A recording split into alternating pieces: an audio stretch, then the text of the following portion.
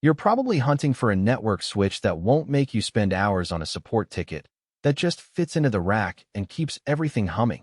And that actually feels like a good bang for the buck instead of a glossy spec sheet you can't translate into daily use. Link is in the description if you want to check the product details on Amazon. When you're setting up a small office or a prosumer studio, the line between nice-to-have and must-have gets blurry fast, especially once you start moving 4K footage or large data backups across the network. That hesitation is real. Most people have bought a cheap gigabit switch, upgraded a few devices, then realized the bottleneck was the switch itself and ended up replacing it again, losing time and money. The risk with a 10GE switch is that you might overpay for features you never use, or you might get a box that's hard to configure and ends up sitting idle in the rack. What you need is a clear picture of how the device behaves once it's plugged into the real world, not just a list of 12 ports, Layer 2, web-managed. In the SMB and SOHO world, a 10GE switch is the bridge between a growing number of high-speed devices workstations, NAS units, edge servers, and sometimes a direct fiber uplink to a ISP or a data center. The QNAP QSW M3212R 8S4T lands squarely in that niche. It's a half-width, rack-mountable unit that gives you 8 copper 10GB RJ, 45 ports, and 4 SFP plus fiber ports. That mix is useful because you can keep most desktops on cheap Cat6a cables while still having the flexibility to run a fiber link to a remote building or a high-performance storage array. Who should consider this switch?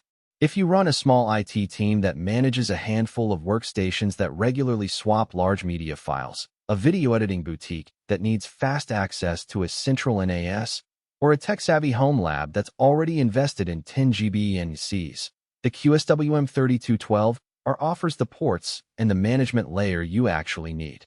The built-in QNAP switch system, QSS, provides a clean, web-based dashboard that lets you see port status, traffic graphs, and error counters at a glance. You can set up LACP link aggregation for redundant uplinks, carve out VLANs for guest devices or IoT gear, and enforce basic ACLs without digging through a command line. On the flip side, if your environment is truly tiny, say a single workstation and a NAS with no immediate plan to expand beyond 1GB, this switch is overkill. Likewise, if you're looking for full Layer 3 routing, advanced QoS policies, or a chassis that can grow beyond 12 ports, you'll hit a wall.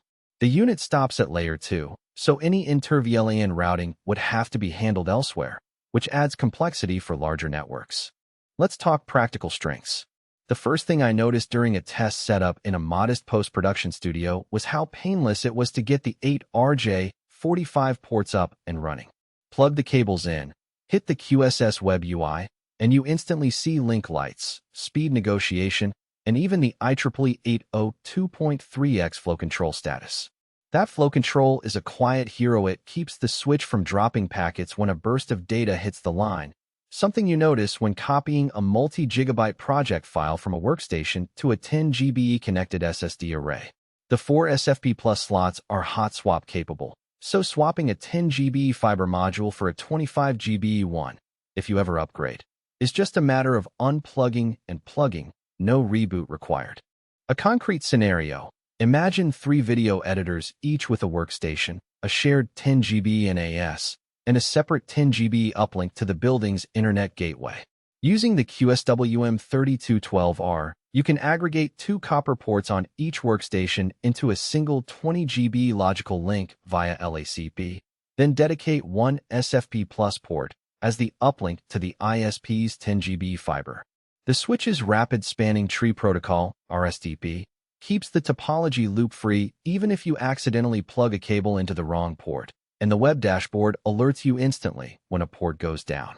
In day-to-day use, editors report that file transfers that used to take minutes now finish in seconds, and the NAS never shows the slow response warning that it did with a 1GB hub.